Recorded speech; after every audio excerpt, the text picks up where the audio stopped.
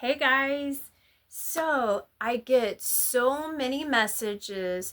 What books do you recommend if you want to learn about foraging? You want to go in your backyard and identify plants and know if they're edible. How do I use these plants?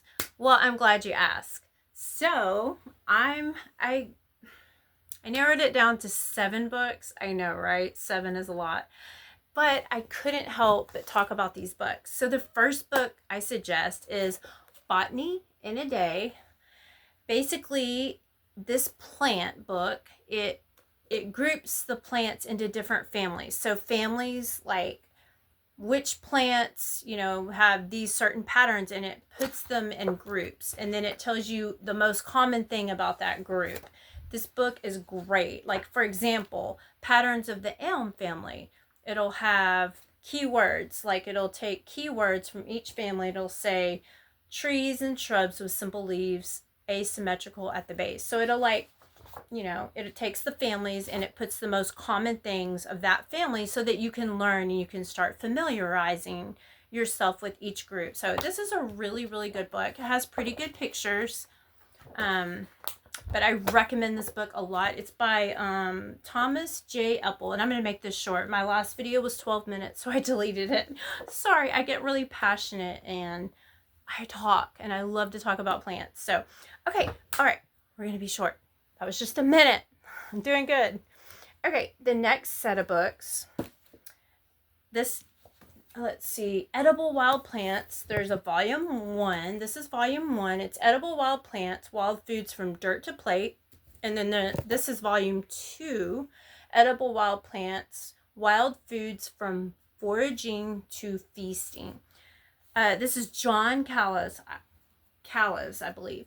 These are amazing books. I love these so much. The pictures are so good. They basically give you recipes, how to use them. He takes pictures from plants when they're young to when they're mature to when they're blooming, which is very important because plants, we all know that plants can look totally different when they're like this big, juvenile, and then when they're mature, like it's like, wow, that's the same plant, but it looks totally different. I love the pictures in these books. So here is, let me see if I can give you an example of a plant. Let's take, all right, I've 2 minutes. I'm watching my timer, y'all, so I don't make this too long.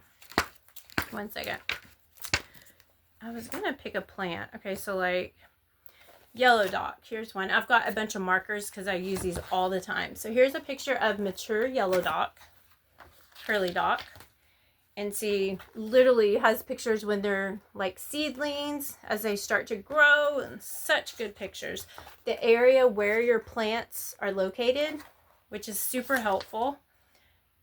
And see all the different pictures, super, super clear pictures. There are recipes on, how to cook the plants, poisonous lookalikes. Some of them will tell you that. So they have a volume 1. And there's a volume 2. I highly recommend these books. These are some of my favorite books, okay? Moving on.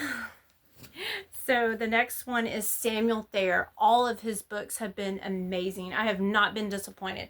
Nature's Garden is one. A Guide to Identifying, Harvesting, and Preparing Edible Wild Plants. So here's the first book. And I don't know how, I think I have all his books, but he could have another one that he just came out with. I'm not really sure. The Forager's Harvest, A Guide to Identifying, Harvesting, and Preparing Edible Wild Plants. Incredible Wild Edibles. Samuel, oh wait, that's a different book. Wait, is that Samuel Thayer. Sorry, y'all. I forgot which one this was. And most of these books, you might find one or two plants that it might be in this book and this book, but most of them are all new plants. So these books are amazing. They are so good. I highly recommend. One of these has actually a section on poisonous plants, and I don't remember which one it is, but it's really good stuff. I think it might be this one. And so when you're foraging, it's so important to know what plant you're looking for. Is there a poisonous lookalike? That's one of the first things I do when I'm harvesting or foraging. Is there a plant that looks similar to this one. And when you're doing that, don't just look on the internet. I don't recommend all the plant apps. They can be helpful, but make sure you have another resource like a good book or maybe 2 or 3 books, which is what I do. I'll compare them in different books. Okay, so these books, they are pricey. Usually they're at least $20, but they're worth every penny. It has taken me years to get a really good herb collection. So I don't recommend buying these all at once. This has taken me years to build up, and I have a lot more books. But let's just say you wanted to buy one book to get started. Okay, well, here's the answer to your problem.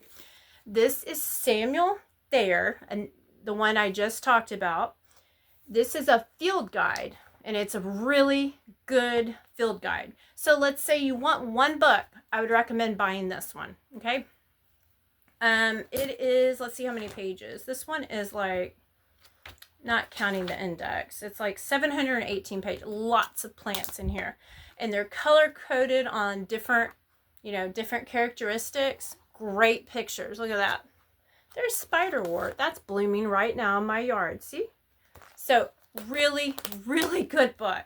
So get this one. If you can only get one, buy this. Maybe ask for it for Mother's Day. I do that all the time. Hey, I know a book I want, because the kids are asking me what I want. Here's a book. Here you go. Okay, so I hope this is helpful. I can maybe list these in the comments later on. So I hope this is helpful. If you want to learn, I highly recommend get a book and learn. You can do it. If I can do it, you can do it. It's so much fun to know your plants, and then you can even make tinctures and whatnot. It's so much fun to know what's in your backyard. All right, I'm going to get off here. Bye, guys.